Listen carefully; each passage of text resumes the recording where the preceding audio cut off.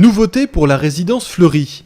La ville vient d'investir 60 000 € pour équiper en domotique le premier appartement 2 pièces de ce foyer pour seniors. L'objectif, rendre plus simples les gestes du quotidien grâce à la technologie. Une plaque qui monte et qui descend.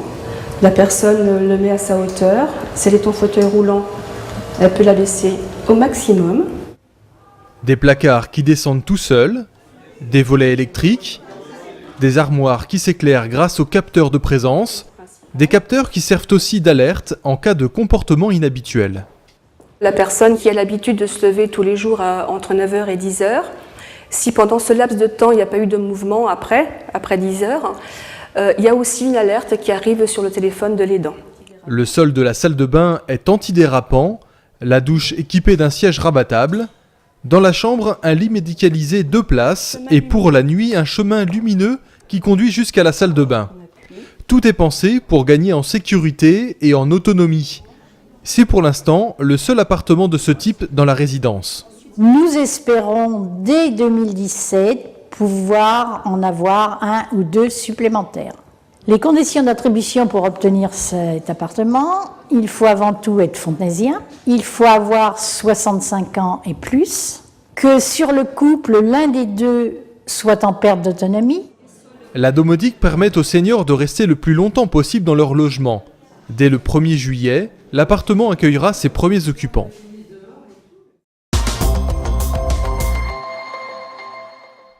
Pour la 3e fois, Fontenay-le-Fleury accueillait la Coupe des Yvelines de badminton les 25 et 26 juin. 34 clubs du département et 408 joueurs étaient présents tout au long du week-end.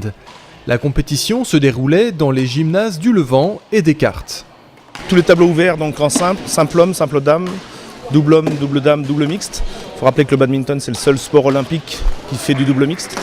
Des niveaux très différents également, de débutants jusqu'au départemental. L'important est de se faire plaisir. C'est la réunion d'un grand nombre de sportifs, d'amoureux du badminton, qui est un sport extrêmement convivial, qui réunit les gens dans la bonne humeur, dans le fair play. Depuis quelques années, le club de Fontenay-le-Fleury monte en puissance et compte depuis 1 an une équipe au niveau régional. Pour la Coupe des Yvelines, 65 Fontenaisiens défendaient les couleurs de la ville.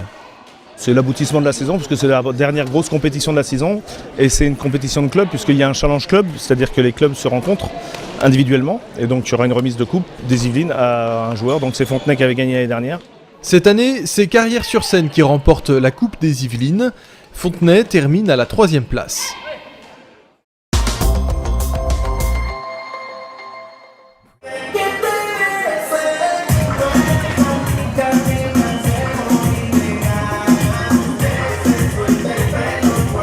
C'est une fête que les Fontenaisiens ne manqueraient pour rien au monde, même par mauvais temps. La Saint-Jean a de nouveau rassemblé les familles pendant tout un week-end. La fête foraine a ouvert le vendredi, pêche à la ligne, trampoline, auto-tamponneuse, il y en avait pour tous les âges. Et pour les gourmands, direction les food trucks. Wok asiatique, pizza italienne ou galette bretonne. Avant que le ciel fontenaisien brille de 1000 feux sur le thème des Jeux Olympiques de Rio.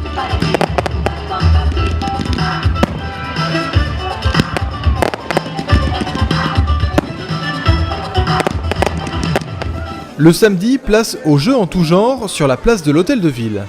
On a voulu apporter des nouveautés aux Fontenaisiens avec des jeux différents de l'année dernière pour les enfants, des jeux plus pédagogiques qui font appel au sens des enfants. On a eu des ateliers avec de l'eau, du bricolage, on a eu des ateliers avec une ferme pédagogique, on a également eu des jeux sonores, donc ça c'est des véritables nouveautés. Des nouveautés et des temps forts traditionnels comme le bal des enfants. Notre maison, notre chez nous, notre refuge dans la savane. Et les démonstrations de danse des plus grands. Sans oublier le village des associations avec encore plus de stands que l'année dernière.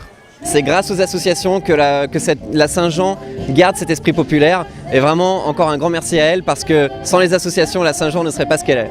Et malgré quelques averses, tout le monde était de la fête. Ah, Lily, qu'est-ce que t'as fait? J'ai mangé